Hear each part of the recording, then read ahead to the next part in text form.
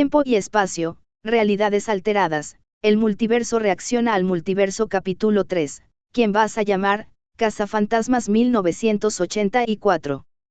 Cualquier imagen, video, música o cualquier otra cosa no me pertenece, solo el fanfic es de mi autoría. Créditos a sus respectivos creadores. Después de ver todo lo último, la gente se preguntaba qué sería lo que tendrían que ver. Aunque, claro, la gente que no creía en lo paranormal estaba escéptica sobre qué verían realmente. Aunque una cosa que se preguntaron fue a quién le dijo cariño Drac antes. Universo, dan diagonal periodo, después de conseguir el primer huevo de Ocarun diagonal ubicación, residencia Ayase. En la residencia Ayase, Momo se encontraba molestando a Ocarun. Momo Ayase, jajaja. Tómalo, veremos algo paranormal antes que algo de aliens. La razón de esto era que, desde que comenzaron las reacciones, Momo y Ocarun decidieron hacer una pequeña apuesta sobre qué aparecería primero, algo paranormal o de ciencia ficción. Ocarun, no es justo. Debería haber ganado desde el principio. Porque vemos a Draktal siempre y él es del espacio entre universos, pero dijo espacio, así que lo considero un alien.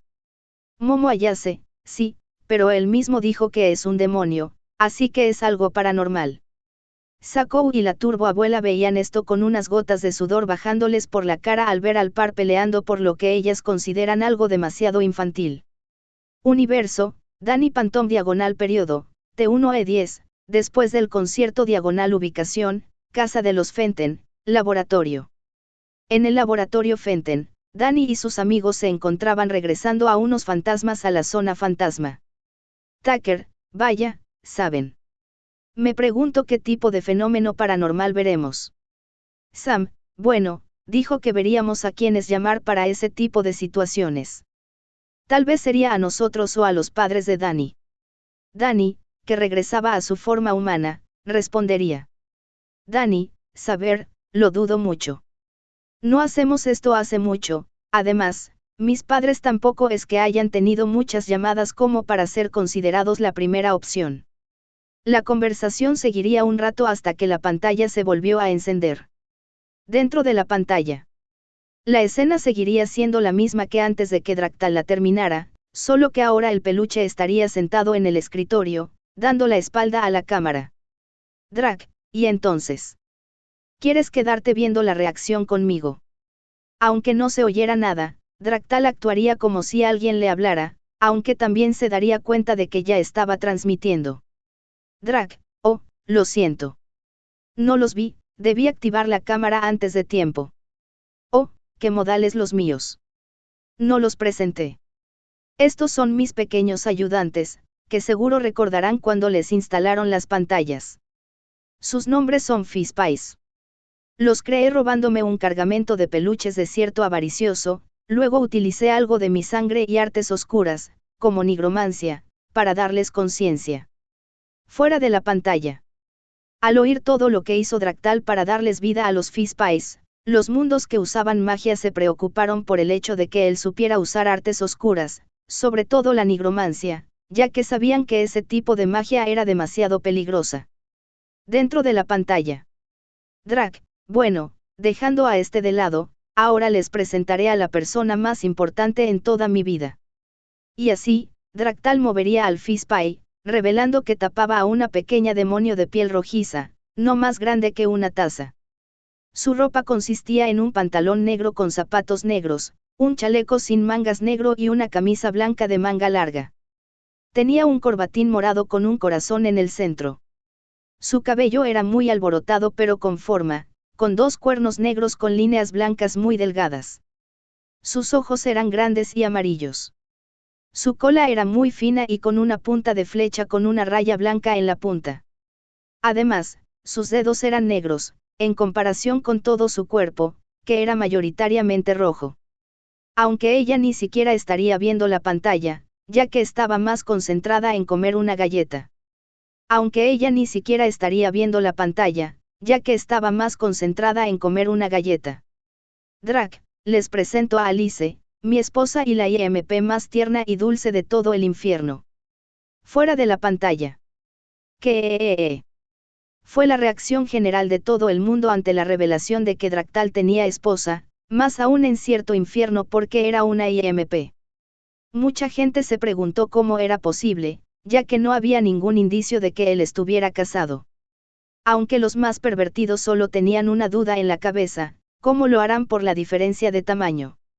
Universo, Boku no HR Academia /periodo, después del enfrentamiento de la clase B y Shinzo /ubicación, dormitorios de la UA. Mainete, ¿por qué? ¿Por qué? ¿Por qué? Bakugo, ¿qué le pasa a la uva pervertida? Denki, está así porque creía que Draktal, por ser pequeño, también sería soltero. Mainete, porque todos tienen mejor suerte en el amor que yo. Suyu, si dejaras de ser pervertido, tal vez tendrías una mínima posibilidad, Kerou. Universo, Asbin Angel /periodo, después de Sinsmas /ubicación, cuarteles IMP.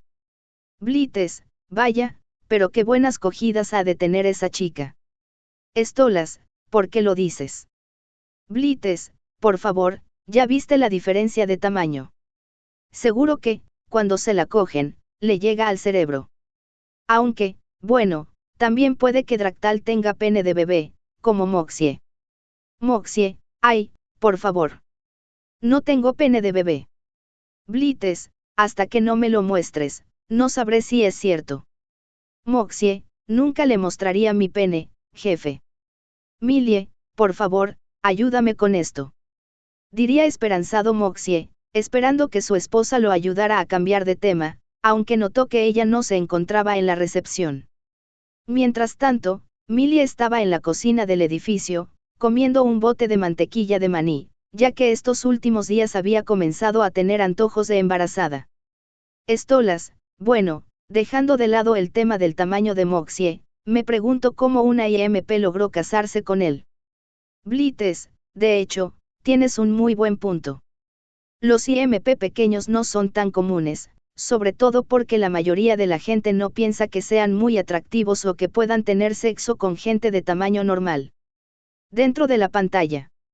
Drak, sí, se preguntarán cómo fue esto. Es corto en realidad. De vez en cuando me gusta ir a restaurantes de otros universos para probar comida, y cuando fui al suyo, ella era una mesera. Me pareció muy tierna. Le platiqué, nos conocimos con unos tragos y, después de una semana, le pedí que fuera mi esposa, y aceptó sin chistar. Alice, lo hice porque me pareciste el único demonio que realmente me veía como alguien normal y no como una pequeña mascota de bolsillo. Drak, y también porque eres buena con esas manitas tuyas. Diría mientras Draktal la subía en una mano hacia su cara y le daba un beso en toda la cara. Alice, oye, eso no es justo. Drak, ¿y quién dijo que la eternidad conmigo sería justa? Alice trataría, con las manos y los pies, de evitar más besos de Draktal, aunque, obviamente, por la diferencia de tamaño, no podría hacer mucho. Alice, ok, tú lo pediste. Ella saltaría fuera de su mano hacia el piso y, después de un par de segundos, crecería hasta tener una altura similar a la de una niña de 11 o 12 años. Alice, ahora sí son justas las cosas. Diría mientras se sentaba encima de Draktal, y ambos comenzaban a besarse con lengua. Mua, mua, mua. Mientras seguían, Draktal movería el brazo para alcanzar el teclado y dar paso a la reacción. Fuera de la pantalla. Ante la conversación entre la pareja de esposos, los casados sintieron que actuaban de la misma manera que cuando apenas comenzaban su matrimonio. Pero fue una gran sorpresa ver a Alice crecer. Sin embargo, esto sería reemplazado por reacciones de vergüenza o incomodidad al ver cómo la parejita comenzaba a expresar su amor. Dentro de la pantalla. La escena comenzaría mostrando la biblioteca pública de Nueva York. Dentro de esta, la gente leía libros, sacaba o devolvía algunos. Entre ellos, una anciana que trabajaba allí comenzaba a llenar un carrito con libros y se dirigía a una zona más baja para colocarlos en su lugar. Mientras revisaba las repisas, no notó cómo un par de libros comenzaban a moverse. Sintiendo que algo no estaba bien, volteó a los lados, pero no vio nada, ya que los libros se habían quedado quietos. Pensando que solo era su imaginación, decidió seguir con su labor. En otro sector de la biblioteca, la anciana llenaba unos papeles mientras avanzaba entre los grandes archivadores de tarjetas.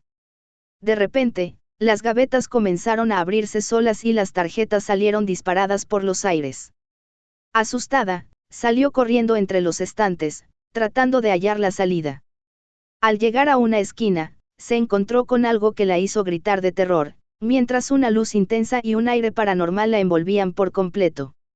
Anciana, ¡ah! Fuera de la pantalla.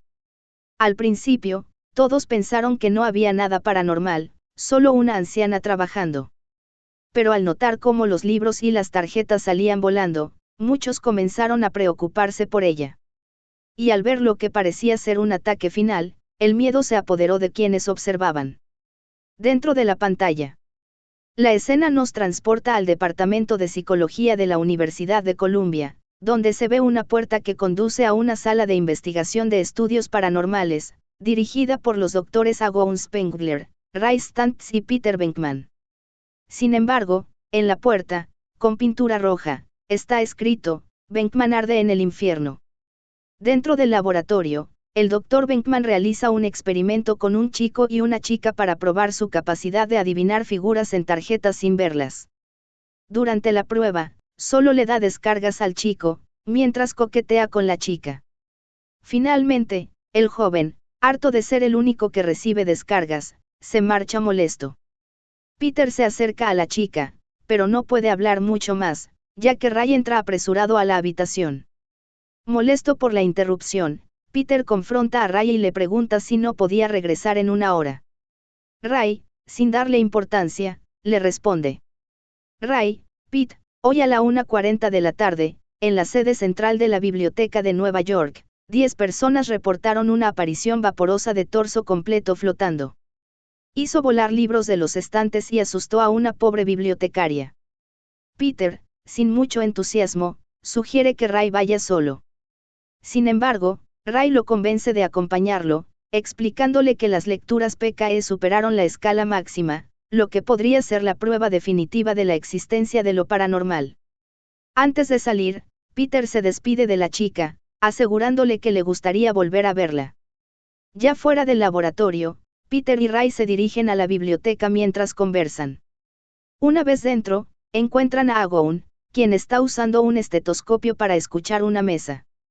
Peter, divertido, le juega una broma haciendo ruidos.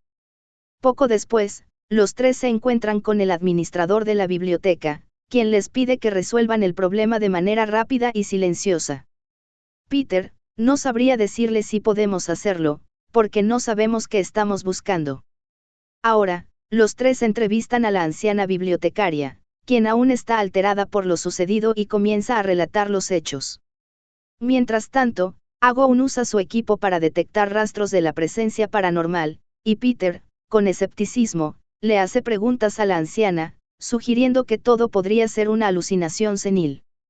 Una vez detectada la señal, los tres bajan a la zona inferior de la biblioteca. En el pasillo encuentran una pila de libros apilados en forma de torre. Más adelante, descubren ectoplasma en un archivador. Agon le pide a Peter que recoja una muestra. Este, de mala gana, lo hace mientras intenta quitarse la sustancia pegajosa de la mano. Siguen avanzando hasta encontrarse con el fantasma responsable, una mujer de aspecto senil que está leyendo un libro. Sin saber cómo proceder, Peter intenta hablar con ella, pero el espíritu simplemente le indica que se calle. Viendo que no reacciona, los tres intentan atraparla. Sin embargo, la aparición cambia su forma y se transforma en un monstruo aterrador, haciéndolo salir corriendo despavoridos de la biblioteca. De regreso en su laboratorio, Agon revisa los datos recolectados y concluye que, con la información obtenida, podrían capturar a un fantasma. Peter, Spence. ¿De verdad quieres atrapar un fantasma? Agon, siempre hablo en serio. Peter, me retracto de varias cosas que dije de ti. Le ofrece a Agon una barra de chocolate como reconocimiento. Al llegar a su laboratorio, descubren que varias de sus pertenencias están siendo sacadas. Ray, confundido, le pregunta al rector de la universidad si los están trasladando a otro laboratorio. El rector explica que el Consejo de Regentes ha cancelado su subsidio de investigación. Molesto, Peter exige una explicación, pero el rector les dice que la universidad está cansada de financiar su grupo, argumentando que su investigación es más un fraude que una ciencia real. Finalmente, afirma que sus teorías no son más que basura. Ahora sin laboratorio, los tres intentan pensar en qué hacer. No pueden ir a otra universidad, ya que los consideran locos. Peter les dice que no se preocupen tanto, asegurando que si Einstein convirtió ideas en patentes de sus empleados, ellos también podrían conseguir fondos para su investigación. Ray, mira, por la razón que sea, Ray, llámalo destino, llámalo suerte, llámalo karma, pero creo que todo ocurre por una razón. Creo que estaba destinado que nos sacaran de este chiquero. Ray, ¿para qué? Peter, para empezar nuestro propio negocio desde cero. Le ofrece un trago. Ray toma un sorbo de la botella. Ray, crear el sistema de almacenamiento de ectoplasma nos costaría un capital enorme. ¿De dónde vamos a sacarlo? Peter, no sé. Dice, mientras da un trago a su botella. Fuera de la pantalla. El multiverso entero comenzó a reír al ver cómo Venkman solo electrocutaba al chico, aunque lograra acertar la tarjeta mientras le coqueteaba a la chica. Al momento de ver cómo el fantasma de la biblioteca asustaba a los doctores, los miedosos y los que temían a los fantasmas se morirían del susto. Al ver cómo el rector los sacaba a patadas de la universidad y hablaba mal de la teoría paranormal, las personas que sabían que los eventos paranormales sí existían estarían molestas porque afirmaran que solamente era basura. Y al ver cómo Peter quería hacer un negocio propio, algunas entendieron acerca de la pista, aunque al ver la interrogante de cómo conseguir fondos, muchos se preguntaron qué harían ahora. Universo, Danny Phantom diagonal periodo, T1E10, después del concierto diagonal ubicación, Escuela Casper. Danny, ok, no me agrada este sujeto. Diría el niño mitad fantasma acerca de las declaraciones del rector. Sam, bueno, puedes culparlo. Según esto, nunca se había visto un fantasma antes. Tucker, sí, pero tampoco es necesario denigrar una teoría solo porque no había pruebas hasta ese momento. Y así el grupo comenzaría una pequeña charla sobre el grupo de la pantalla. Universo, cazafantasmas diagonal periodo, después de el legado diagonal ubicación, estación de los cazafantasmas. La familia Spengler y Gary habían decidido mudarse a Nueva York para ser los nuevos cazafantasmas y ayudar con los problemas paranormales. En estos momentos se encontraban en el Ecto 1 para una llamada en un edificio abandonado, ya que habían recibido una llamada que un fantasma estaba. Trevor, saben, nunca nos dijeron cómo fue que crearon la pistola de protones. Callie, lo único que sé es que su abuelo fue quien lo creó. Phoebe, me pregunto cómo consiguieron el dinero. Dentro de la pantalla. Ahora, los tres saldrían del banco mientras conversaban, mostrando cómo habían convencido a Ray de hipotecar una propiedad que le habían dejado sus padres. Peter, no perderás la casa, hoy en día todos tienen 3 hipotecas, ¿sabías? Ray, pero al 19%. Ni siquiera regateaste. Ray decía esto mientras Agon le mostraba cuánto tendría que pagar. Peter dejaría de lado esta conversación y les recordaría que tenían un negocio excelente entre manos. Así, nuestro grupo decidiría ver una vieja estación de bomberos. Agon y Peter hablarían con la vendedora y tratarían de sonar lo menos interesados para que rebajaran el precio, pero Ray, que se emocionaría demasiado por tener un tubo, diría que ya quería mudarse, arruinando el plan de los dos. La escena cambiaría ahora a un complejo de apartamentos, donde una mujer saldría de un taxi para entrar al edificio con una bolsa llena de comida y un instrumento. Mientras llegaba a su puerta, se toparía con un vecino raro que intentaría invitarla a tomar algo de agua, pero ella lo rechazaría. Sin embargo, antes de que ella entrara, él le comentaría que un vecino se había quejado de ruidos fuertes del televisor, pero ella no recordaba haberlo dejado prendido. Una vez dentro de su casa, la televisión mostraría un comercial donde los chicos ofrecían sus servicios para cazar cosas sobrenaturales. Ella simplemente apagaría la televisión y comenzaría a sacar las compras, pero de repente los huevos comenzarán a romperse y a cocinarse por sí solos. De repente, un gruñido como de perro se escucharía proveniente del refrigerador. Ella abriría el refrigerador y vería cómo este daba entrada a un reino diferente, donde una estructura parecida a un templo se veía resguardada por un ser similar a un perro demoníaco. La mujer, ante esto, gritaría y cerraría rápidamente la puerta.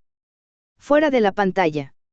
Al ver que obligaron a Ray a hipotecar 3 veces la casa, muchos sintieron lástima por él, pero al ver que decidían comprar una estación de bomberos como cuartel, a muchos les fascinó el edificio, aunque estuviera deteriorado. Al ver a la mujer, muchos no entenderían qué tendría que ver con la historia, pero al ver lo que le pasó, todos entendieron que sería una cliente futura. Dentro de la pantalla. Ya con la estación medio arreglada, los chicos pedirían poner un cartel con el nombre Cazafantasmas. Sin embargo, Peter pensaría que no era muy llamativo. Escucharían cómo una sirena comenzaba a acercarse y verían a Ray en una carroza fúnebre con sirenas. Esto emocionaría a Peter, pero al escuchar que le costó 4.800 pesos a Ray, además de oír todo lo que tendrían que comprar para dejarla en óptimas condiciones, la sonrisa de Peter se borraría. Al entrar, saludarían a su recepcionista diagonal secretaria, Janine, y le preguntarían si alguien había llamado, escrito o venido, pero ella simplemente diría que no.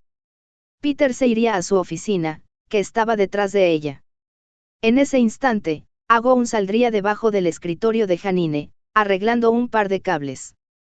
De repente, la mujer de los comestibles entraría y preguntaría si la podían atender, ya que no tenía cita. Al ver quién era, Peter inmediatamente saldría y se acercaría a ella para ver qué quería.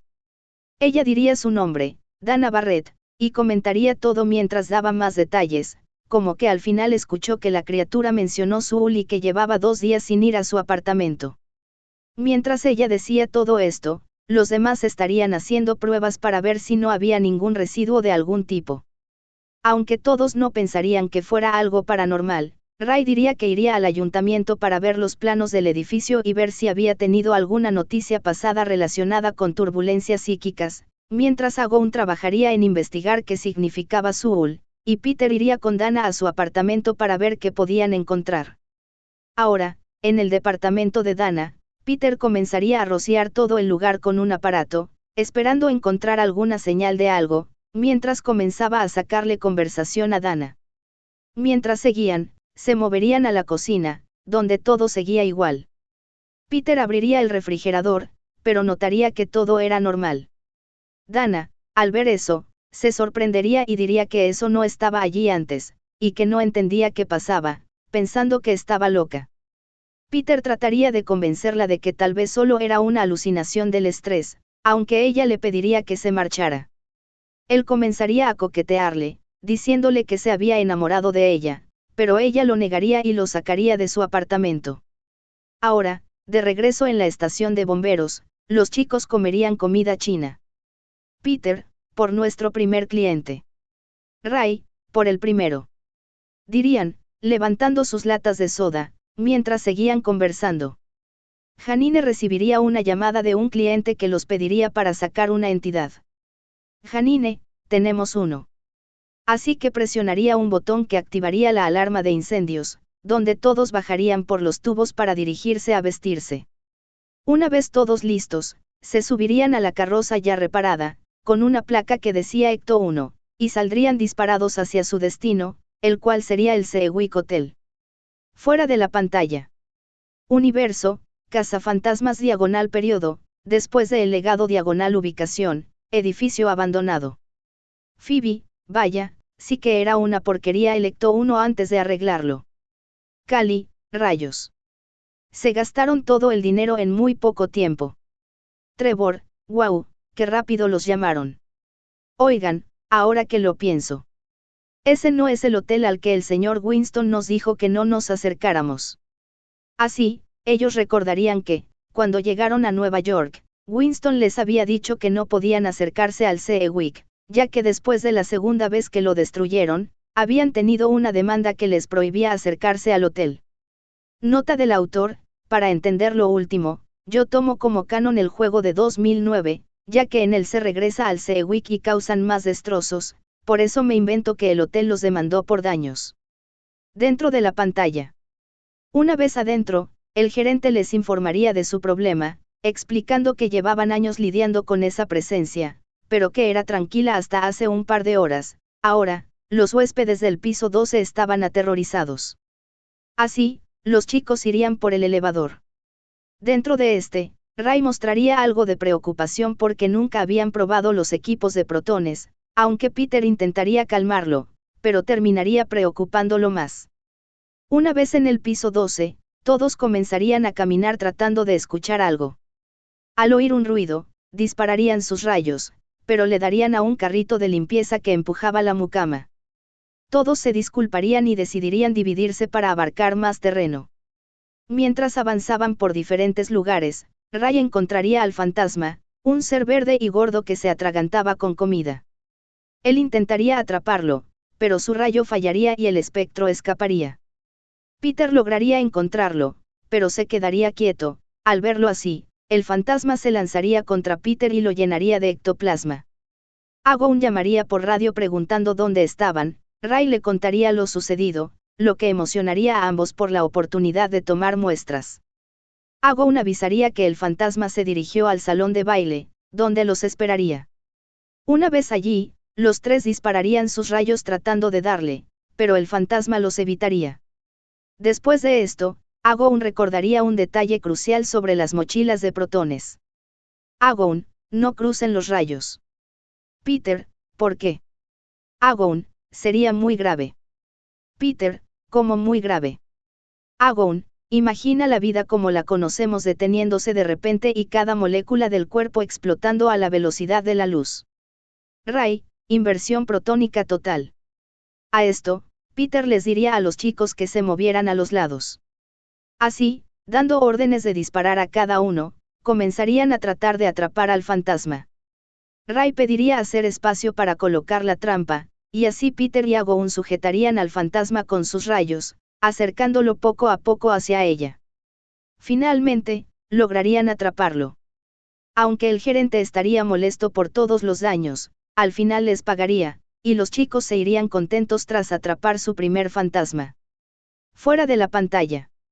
Al ver la capacidad de las pistolas de protones y al oír lo que podría pasar si se juntaban los rayos, muchos se asombraron y preocuparon, tanto poder solo para capturar fantasmas.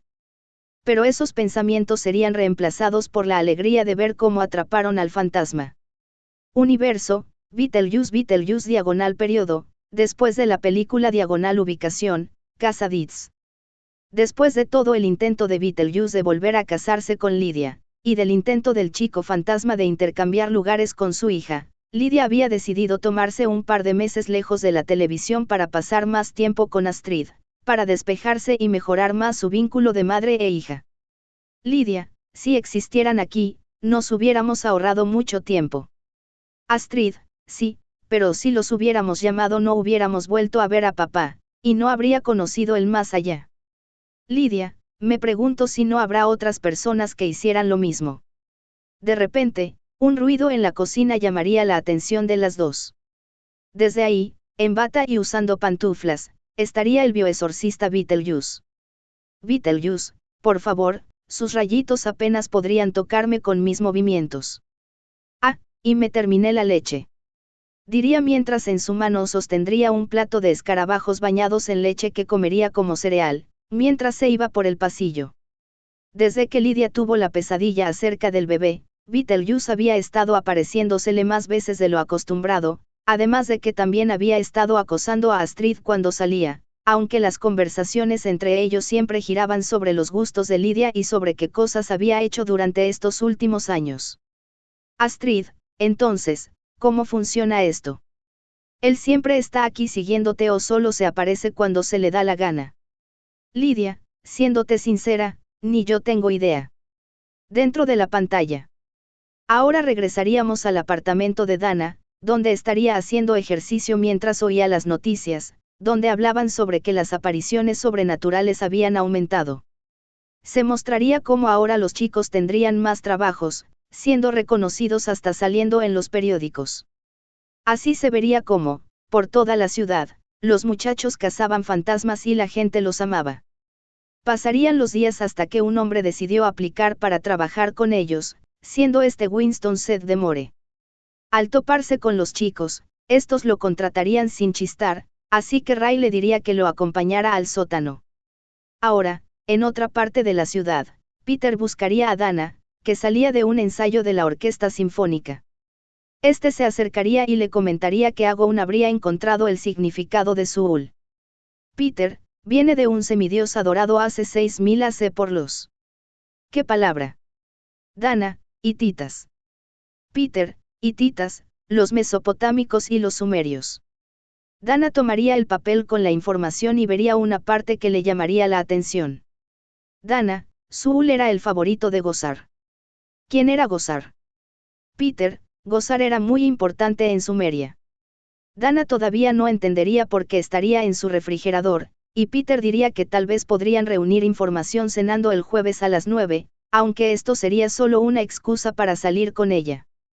De regreso al cuartel, Ray le explicaría a Winston dónde almacenaban a los fantasmas y le enseñaría cómo poder guardarlos, mientras arriba, Janine le diría a Peter, que recién llegaba, que un sujeto del Departamento de Estado lo esperaba. Peter se acercaría al señor preguntándole quién era, este se presentaría como Walter Peck, de la Protección Ambiental del Tercer Distrito. Sin rodeos, comenzaría a hacer preguntas sobre cuántos fantasmas habían capturado y dónde los guardaban. Este solamente le diría que la agencia quiere saber qué es lo que realmente hacen y si son un riesgo químico. Peter no retrocedería y diría que, si quería hacerlo, necesitarían una orden. En el sótano, Agon se preocuparía porque la trampa comenzaba a saturarse y las apariciones no dejaban de llegar, diciendo que las energías psicoquinéticas de toda Nueva York estaban por los cielos. Fuera de la pantalla. Al oír el significado de Suul, muchos se preguntarían quién era Gosar, ya que los que sabían de dioses y esas cosas nunca habían oído hablar de él. Cuando Agon reveló lo de la energía, muchos se alertaron, que podría estar atrayendo tanta energía psicoquinética. Dentro de la pantalla. En el exterior del complejo de apartamentos, una gran tormenta se llevaba a cabo. En la cima, unas estatuas de Suul y de otra entidad parecida serían revividas gracias a las grandes cargas psicoquinéticas. Ahora, ambos intentarían buscar huéspedes donde poder poseer. Así, Suul regresaría a la cocina de Dana, donde la atacaría y la poseería, mientras el segundo espectro entraría al apartamento del vecino raro, llamado Luis. Este saldría corriendo lo más rápido que podía hasta llegar a las afueras de un restaurante elegante, pero no encontraría forma de entrar. Al final, la otra estatua lo atacaría y lo terminaría poseyendo. En el apartamento, Peter llegaría a buscar a Dana y vería cómo la policía hablaba con los testigos de lo sucedido. Peter entraría a su apartamento y vería a Dana, pero ésta solo preguntaría si era el amo y señor, de forma sensual. Ella trataría de seducirlo y convencerlo de hacerlo. Peter trataría de saber qué le pasaba, y la voz de Suul le diría que Dana ya no estaba. Además, haría que el cuerpo de Dana flotara. Mientras tanto, Luis, poseído por la otra criatura, estaría deambulando por todos lados preguntando por el guardián de la puerta. La policía lo capturaría y lo llevaría a la estación de los cazafantasmas, donde Agon lo analizaría. Agon le haría preguntas, y este respondería ser Vince Clorto, amo y señor de Gosar. Agon respondería una llamada hablando de lo que le pasaba a Dana, y le diría que ella se llamaba la guardiana de la puerta. Él preguntaría si eso tenía sentido para Agon, y Agon respondería que sí. Peter diría que llevaría a Dana a la estación, pero Agon diría que eso sería una mala idea. Ahora pasaríamos con Ray y Winston, que estarían en el Ecto 1, donde Ray revisaría los planos del edificio de Dana, revelando que el cubretecho estaba hecho de magnesio y tungsteno, algo que no tenía sentido. A esto, Winston le preguntaría si no había leído la Biblia, y le recordaría Apocalipsis 6, 12-17, preguntándole si la razón de tantos fantasmas sería que el día del juicio final se acercaba. A esto, Ray solo diría que pusiera música para tratar de calmarse y no pensar en eso. Al final, Walter regresaría con una orden para apagar la unidad de almacenaje. Agon y Peter tratarían de detenerlo, pero Walter haría que un contratista la desconectara, lo que provocaría que el campo de protección se desactivara y que cada entidad fantasmal escapara a cualquier lugar. Al salir todo el mundo, Vince Clorto aprovecharía para reunirse con Zuul. Así, pensando que los cazafantasmas hicieron esto a propósito, Walter haría que los encarcelaran.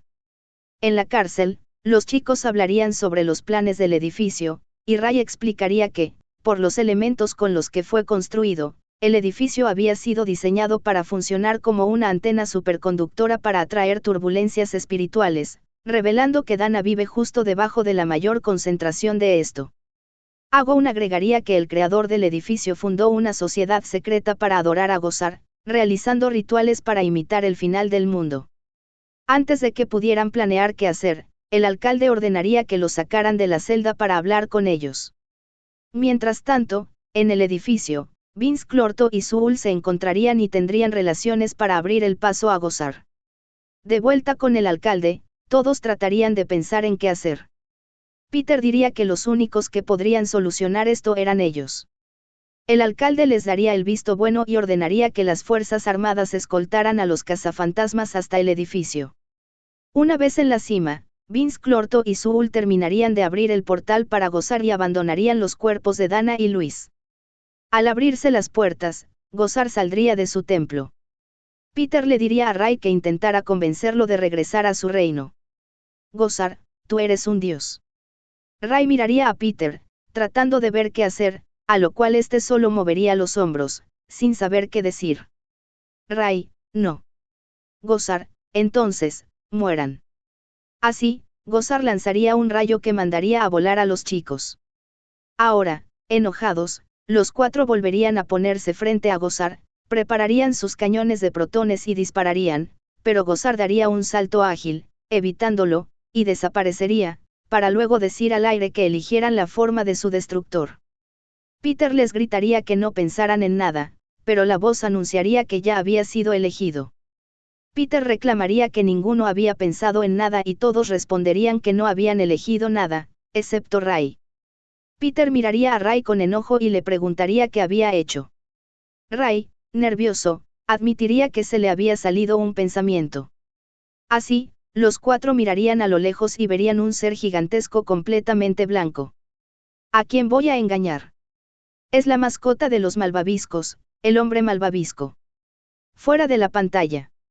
Al ver cómo Gozar finalmente lograba entrar a nuestro plano, muchos se preocuparon por lo que podría hacer, más aún al presenciar su poder.